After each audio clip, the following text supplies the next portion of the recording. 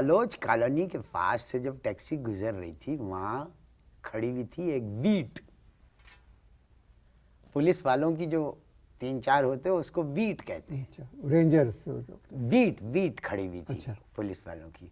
Taxi वाले ने यूं करके देखा, टैक्सी रोकी, दरवाजा खोला, कूदा, भागा। मुझे लग गया झटका। मैंने कहा ये अच्छा भला था टैक्सी, मैं एक शरीफ आदमी बैठा हुआ हूँ, ये टैक्सी छोड़ के क्यों भागा। पुलिस वाले आए, उन्होंने आके वहाँ से इग्निशन में से चाबी निकाली, डिक्की खोली, उसमें से बरामद हुई कोई 20 गैर मुल्की शराब की बोतलें।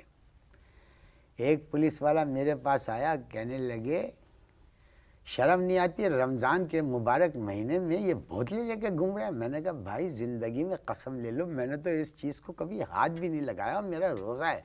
कहने लगे रोज़ा वोज़ा सब पता है हमें, तू ईद की पार्टी का इंतज़ाम कर रहा था ये। अरे भाई, मुझे खींच के निकाला और एक पुलिस वाले ने मेरे पीछे रख के दी एक लात। मैं जाके धड़ करके मेरा सर जो है ज़मीन से टकराया। अब जब ज़मीन से टकराया, मैं यूं पड़ा हुआ था तो मुझे किसी के जूते नज़र आए। अब उन जूतों से मैंने यूँ जो टिलअप किया तो देखा मेरे दोस्त खड़े हुए, वो वकील हैं, वो मुझे पहचान गए। मुझसे कहने लगे तुम। मैंने कहा देखो भाई, इस तरह से मेरे साथ ज़्यादती हुई है, मेरी गाड़ी भी चली गई, पर्स भी चला गया, मोबाइल भी गया, इज्जत भी गई, और अब ये इल्ज़ाम लगा रहे हो। मैंने कहा कोई फिक्र की बात नहीं है, तुम मेरी गाड़ी में बैठो और अपने घर चलो, मैं वहाँ से फ़ोन करता हूँ डीएसपी को, डीएसपी मेरे दोस्त हैं, फिर देखते हैं कि ऐसे कैसे ज़्यादती होती है। मेरे घर पहुँचे, मैंने कॉल बेल पे जब तो एक आदमी ने दरवाज़ा खोला। लो भाई, मेरे तो तोते उड़ गए। उस आदमी, ना मेरे ख़ानदान का, ना मेरा कोई रिश्तेदार, ना कोई जान पहचान वाला। मैंने कहा या इलाही, ये माजरा क्या है, ये मेरे घर में बंदा खड़ा क्यों है भाई। मैंने उससे पूछा, मैंने कहा भाई कौन है आप। उसने यहाँ से एक तमंचा निकाला, यहाँ रखा, कहने लगा तेरा बाप, अंदर आ जा। लो भाई, उन्होंने घसीट के मुझे और वकील को अंदर कर लिया और कुंडली लगा दी।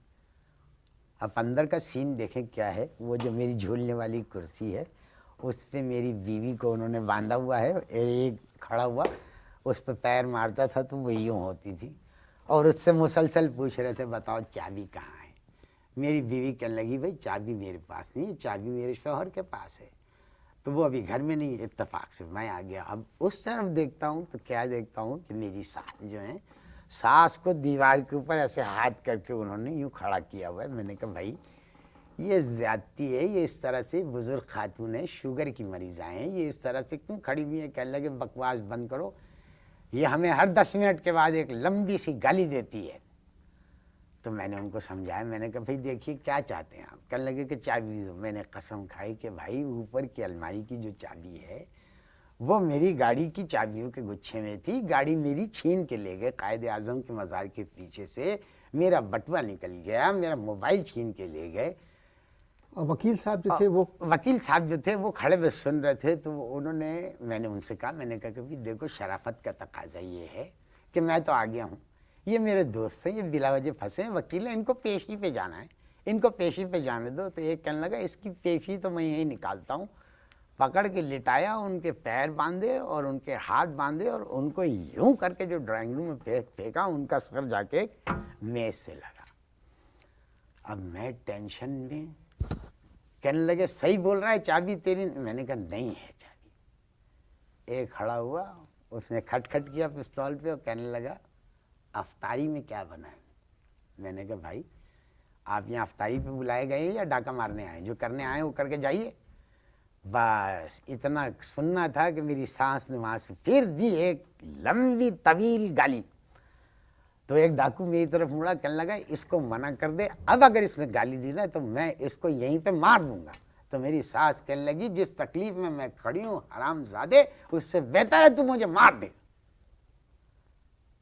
ये हुआ मेरे साथ। ये डाकू कितनी देर रहे? ये डाकू रहे, रोज़ा अफ्तारी की उन्होंने। रोज़ा अफ्तारी करने के बाद उन्होंने सारा सामान वकील साहब की गाड़ी में डाला और वकील से कहा कि अबे अगर तू पेशी पे गया 3 दिन तक तो हमसे बुरा कोई नहीं होगा। सारा सामान लपेट के उनकी गाड़ी में डाला। अफ्तारी की बाकायदा शरबत पिया उन्होंने, 7 अप पिए, ड्रिंक्स ली, सारा कुछ खा पी के डकारे ली और कहने लगे रिलैक्स, 4 घंटे तक घर से बाहर कोई ना निकलना, फोन का तार यूं करके काटा और वकील साहब की गाड़ी लेके चले गए। अब आप बताइए कि मैं सुबह 8 बजे कैसे पहुंचता आपके पास? मैं शर्मिंदा हूँ। नहीं, शर्मिंदगी की तो बात ही नहीं है, शर्मिंदा मैं हूं कि मैंने एक शरीफ आदमी से वादा किया, मैं पहुंच नहीं सका, और मैं आपसे ज्यादा शर्मिंदा अपने वकील दोस्त से हूं कि उनका लेना एक न देना दो। उनकी टांगे बांधी, हाथ बांधे, और कहा इसकी पेशी हम यही निकालते हैं। बताइए, ये कोई तरीका है? जो कुछ मेरे मेहमान के साथ हुआ मुझे इसका अंदाजा नहीं था। मेहमान के साथ जो कुछ किया गया, जी, उसके बावजूद देखो होना जो है वो तो इत्तेफाक होता है, ये किया गया। तशरीफ ले आए, मैं इनका मशकूर भी हूँ और ममनून भी हूँ। अल्लाह आपको सब्र की तौफीक दे, आमीन। और आपका खोया हुआ सामान मिल जाए। आप तशरीफ लाए, बहुत शुक्रिया, आपका भी शुक्रिया। वतन से दूर लेकिन फिर भी अपनों के पास खुशियाँ और मोहब्बतें बांटें अपने प्यारों के साथ। पिछले 10 सालों से आपकी मोहब्बतों में शरीक सहूलत बाजार अब ला रहा है एक नई सहूलत। जी हाँ, सालगिरह का केक हो या फिर शादी का मुकम्मल जहेज, मुल्क से दूर बैठ कर रहें अपनों के पास।